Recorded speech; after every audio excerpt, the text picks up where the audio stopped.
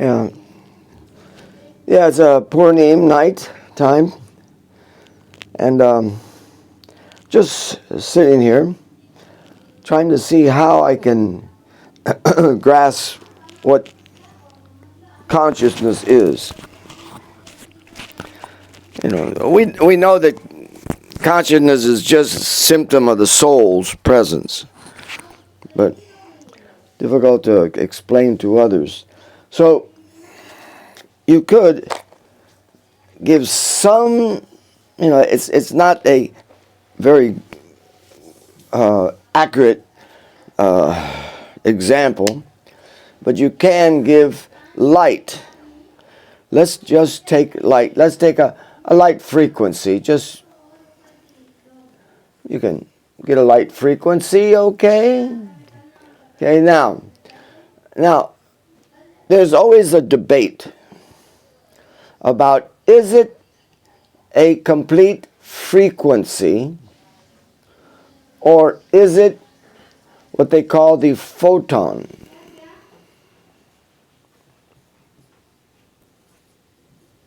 Is it a photon? Because a photon, it acts as a particle.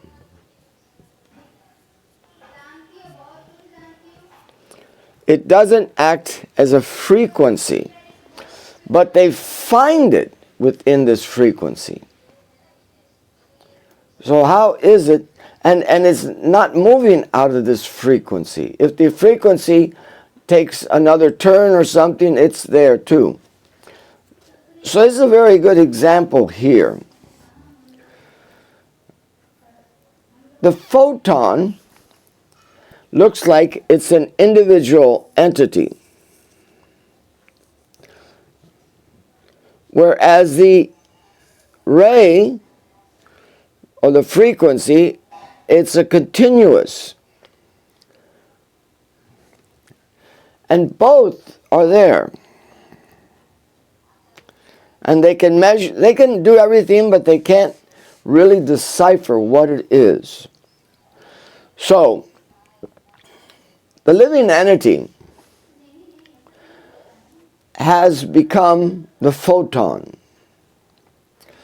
And we could take the ray, the frequency, is the ray from the light of the eyes of Vishnu. See, we sit on a certain portion of this frequency. We sit there. And we sit there continuously. Even birth after birth, we're sitting there continuously. But we are perceived as separate in some aspects to the frequency. We don't act like a frequency. We act like something that's separate, it's particle. So the living entity's separateness, it's ignoring where it's sitting. That is like so outrageous that we ignore where we are sitting. You wouldn't ignore the car that you're driving, where you're sitting, or an airplane where you're sitting, or any of these objects, but you ignore that you are sitting on the ray of Vishnu. You are being projected through this whole creation, and with many, many, many, many other particles. So they can say, or they can prove that light energy is in earth. Light energy is in water.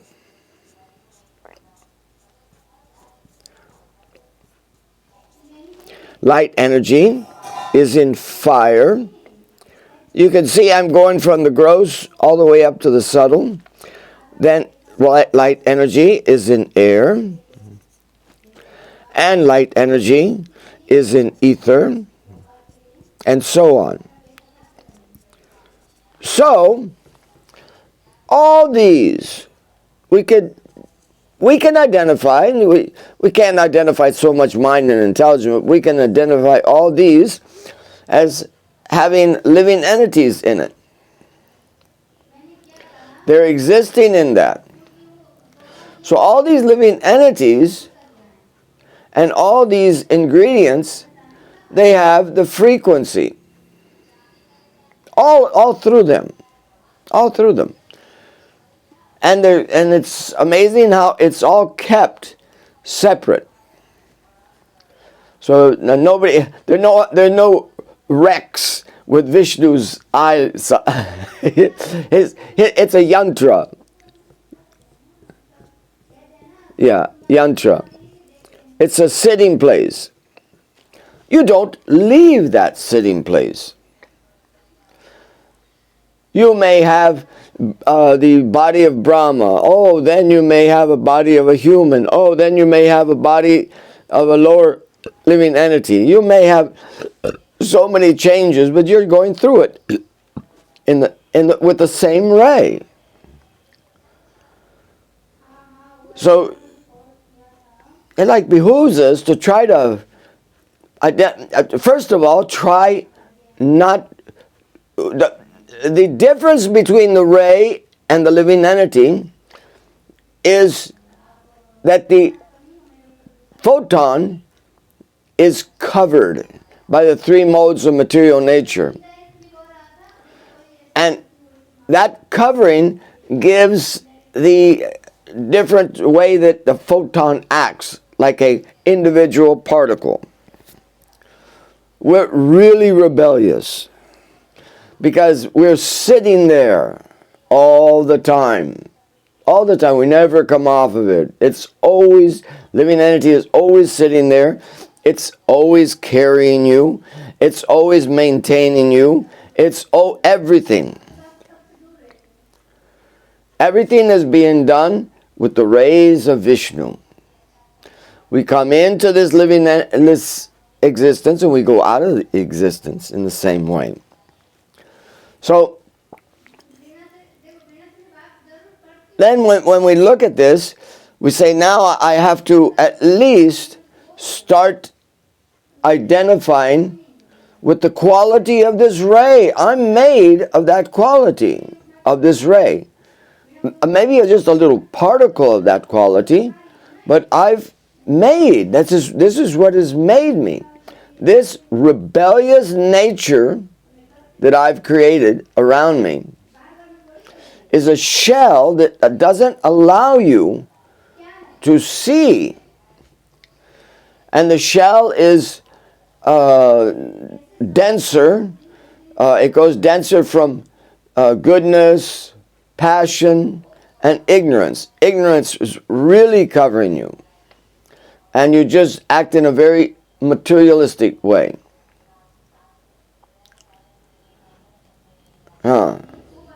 All this can be also, you can identify the height of the consciousness and how low it is too, just by the ray at infrared. I'm not a teacher, you guys. Okay, infrared. Okay, infrared is like the beginning of the spectrum of the human being, okay? So that is like the lowest, infrared. And you could say ultraviolet, excuse me,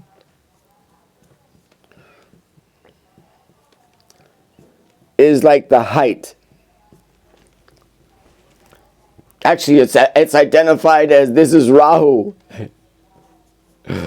Yeah, that's how they, yeah, Rahu. And this is Ketu. So Ketu ain't so bad, because Ketu is getting out of this world. Rahu is coming into this world, or getting more involved. So, infrared all the way to ultraviolet. I'm just getting that because that's the spectrum of the human. But there's more to it than just that. I'm trying to just get a picture of it. Okay, so now, how am I able to keep my existence up? What is supporting my existence? The ray of Vishnu. So we could call the ray of Vishnu, it's a little difficult writing, we could call it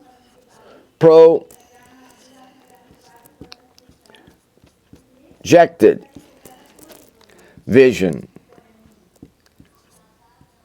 He is projecting a vision. Everything that we're seeing, everything that we're perceiving has two angles. One is that person who is in complete union with the ray of Vishnu. He is riding on projected vision, even if he's just standing right next to you. And then there is what you call reflected.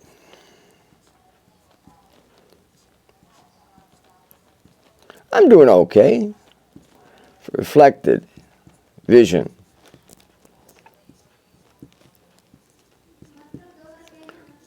Okay, now reflected vision is what most of us have. Reflected vision, where is the reflection coming from? It's coming from the projected. He is projecting our reflected vision. So he is first of all, he's giving you a chance to get into the projected vision. And if you don't want to, then go ahead and see the reflected vision. The reflected vision could be called the shadow of the person. And everybody can know that, I'm not going to follow my shadow. I can't really, get anything from looking at a shadow. But that's what it is. We are looking at a shadow. Reflected. And we are trying to decipher all the time. Oh, where am I? What's happening? What's going on? Am I hungry? All these things, but all depending on reflected vision, not projected vision. Now, this projected vision has somewhat been identified. They don't call it like the Supreme Lord or something like that, but it's been identified that within the area, I hope you'll be able to see. Okay. Yes. Give me a moment here. Yeah. Within this area right here, there's a union of the rib cage. Right here, it's very protected area. Very protected area. And they have identified there is a corridor that energy, and unidentified energy, but they know it's going through here because of what reaction it gives. And it's going up to the pineal gland. And they can see in the pineal gland has a detection system, and it'll change colors from red, infrared, all the way to ultraviolet. So, your perception or your level, and I'll tell you one thing, they measured Bhaktivedanta Narayana Maharaj's aura, and it was purple. That's really high. We know it's even higher than that. But, as they could see it.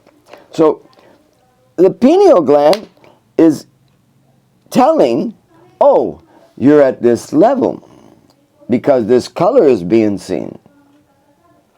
And your aura is giving off such a color.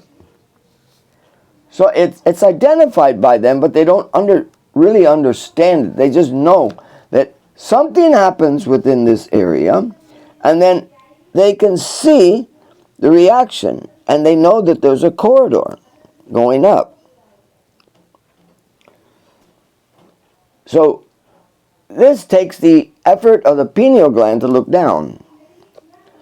Once completely connected, it looks out. This is mechanical. This is not like the bhakti part or something like that, but you could see it in great saints, that their pineal gland doesn't look down, it looks out. It doesn't need to look down. Why? Because it's already on the wave of projected vision. It's seeing totally different than what we see. It's just incredible how these things are. And then someone's going to come up to you and deny the existence. You know? No, but you know, when somebody starts denying the existence, you got to see what his way of acting is and everything. The people that are at this level of projected vision have a very compassionate, and of course Lord Nityananda's parade was today, so he's the most compassionate, the most grateful, and he always prayed for his mercy. So these personalities, they are very compassionate. They give off a certain energy of compassion. Whereas those people that are even defending, can you imagine? People that you know, they're going against all their science, you know, you guys. They're completely going against all their science. They're disrupting their whole silence. You just have to laugh about it. They can't tell you what a particle and a ray and a light, how the heck does this all happen, and where does it come from? I'll put Tesla's, I'll put a link of Tesla's giving a very good description. Tesla was an incredible person, but what was so incredible about Tesla? Look him up. He was very loving. He wanted to love everything. He wanted to love electricity. And his mood of loving was so much projected. You feel really sad that he didn't meet somebody like a guru, a realized guru, Sri Gurudev. You're sad because he can describe how this whole world is living and how a person should see it as living, as conscious. And then he takes you at the end of the video that they have right out. At the end of the video, when he comes right down, just about getting you there, that's where his knowledge stops. His knowledge stops. And if you listen to his voice, this is Tesla that knows so much about electricity, that is trying to show people how compassionate this world is, that it's living. So he gets to a point and he says, at this point it vanishes. But his whole voice changes to a like, uh-oh, it vanished. It's not like it vanished. But we don't say it vanished. We know transmigration of the soul.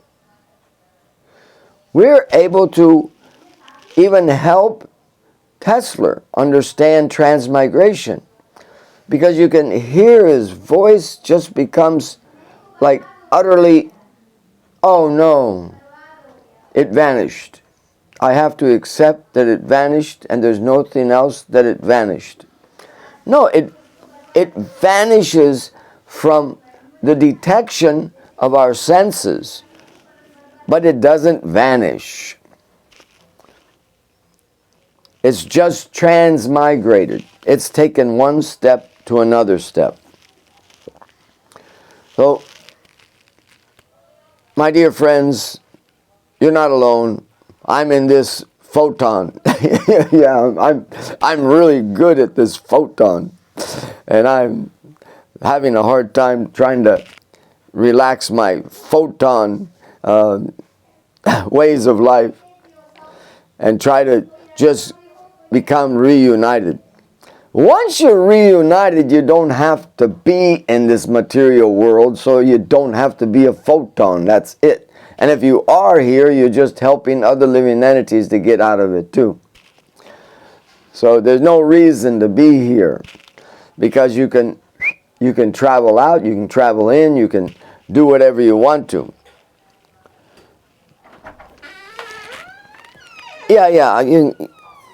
Yeah, come in, Armada. Everybody's, Ronnie Tai is waiting for their prasad. So I'll do an offering right here. But I hope everybody gets this. I hope I made it simple. What a photon is, what a particle is, what the ray of Vishnu is, how we ride on the yantra, how our moods can go from infrared to ultraviolet. And you can also see that as Rahu and Ketu, and what projected vision is and what reflected vision is. And of course, they all admit that all these frequencies, you know, that light can come out of earth, water, fire, air, ether. They know it can come out. Just by doing something, it comes out. Even a bomb can take it out. So, I don't have any Tulsi, but I don't, yeah. So that's how it is. So we know that there's a ray in everything. They even admit there's a ray in everything. And, yeah. Okay, let's end that right now. It's been a long day. We rode on a, yeah.